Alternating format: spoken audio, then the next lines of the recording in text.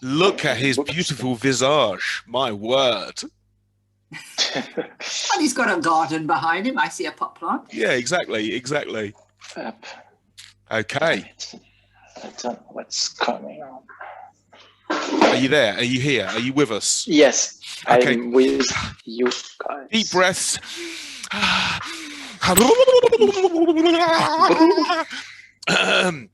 So you'll get to see a conversation that Shirin and I had while you were having Zoom difficulties. So that'll be an extra bonus for you. And we're going to come back in 5, and I'll turn to you and I'll ask you a question that's going to put you on the spot. What fun! Awesome. Excellent. Looking forward Bring to you into discomfort, as we just said. Exactly. Out of the comfort zone, into the discomfort zone. Okay, so 5, 4, 3. Hi, welcome back, LinkedIn family. And that conversation between Shirin and I was very profound. I'm going to turn now to Nicholas, because in the preparation for these shows, he revealed to me about his own imposter syndrome. And what I'm interested in, Nicholas, is where in life do you think you were conditioned that you can recognize now in adult life? You mean what made me feel like imposter syndrome? Yeah. That's your question. Well, I believe that it all comes to your education at the beginning. I've been raised with the feeling that I had to do studies. I was good at school, so I did engineering university. I got my engineering diploma. I was fairly good all along, and it was all logical to me. Like, I never had to think about it. I was good in math, so okay, just do your engineering studies. Okay, so then what options do I have? Well, I have all these doors open. So, but I never felt that I had to really think about what I wanted to do and what was me. So I've done all of that, and I was succeeding and pretty successful in what I was doing. Fair enough. But I reached a point where I was doing things, but I didn't know why I was doing them. Right. And I was waking up in the morning and saying, okay, but why am I waking up actually? What's motivating me? The ikigai thing is why am I doing that? And as long as I was doing good, it was okay. But I reached at some point a point where I was struggling at work, and here it was the point where, okay, so I don't know why I'm doing it, and I'm getting feedbacks where I'm actually not doing it so well. Wow. So what's the point? And that's where I hit the wall for the first time and discovered that I had to think more about who I was and what I wanted to do for the rest of my life, basically.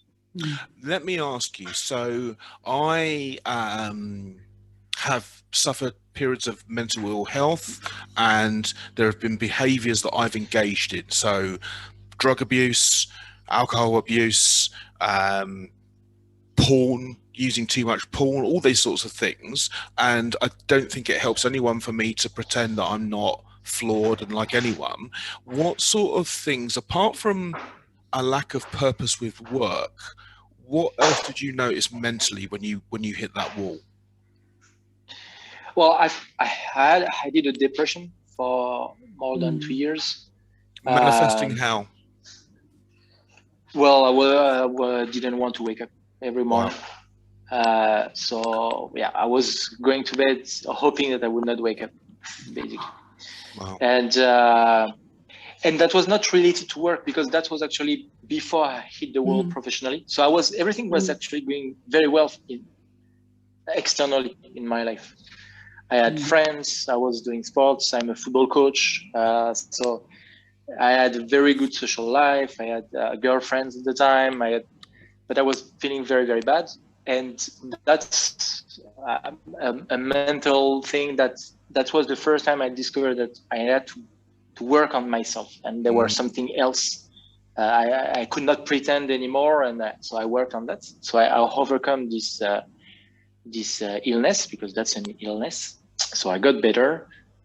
Things started to get better on this personal front, and then I could move on things. So it's a very, very long process that I had to do, and it's step by step.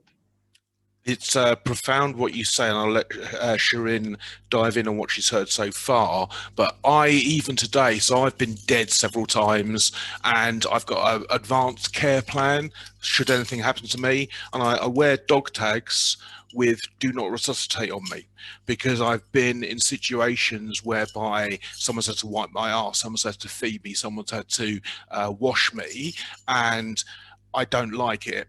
And I'm not going to accept that moving forward, which is actually, it gives me a great release. But Shirin, go to work on Nicholas.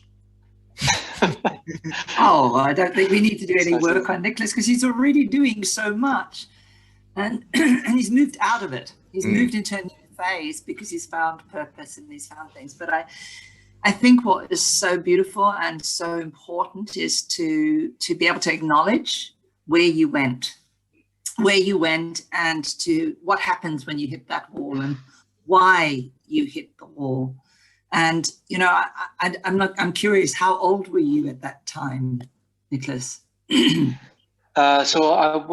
I was in depression, it was 10 years ago. So I was 25. 25. Between 24 and 26, basically, I struggled.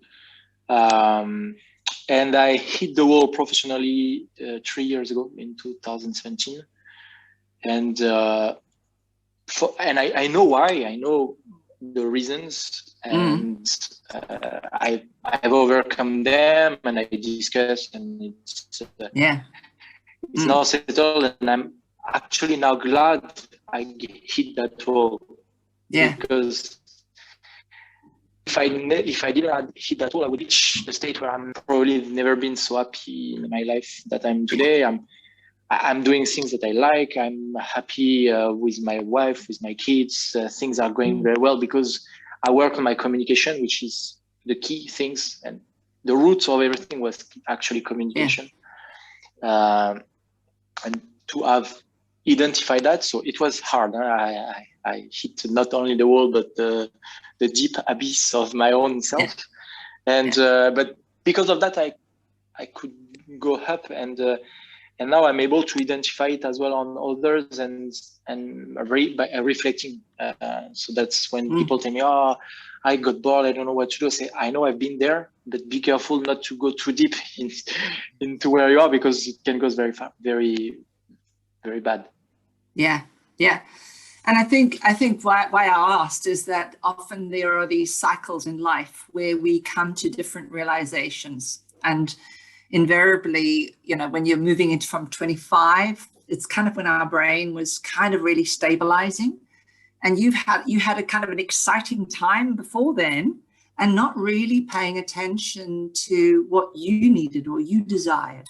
And you're probably, in a way, although you said you were really talented because you were able to do maths, you were able to do things, came easy to you. Yeah, you were smart. That was the gift. The gift was you were smart, and you were smart intellectually, so you could do these things easily. And so on some level, because it was so easy, you couldn't learn to value it.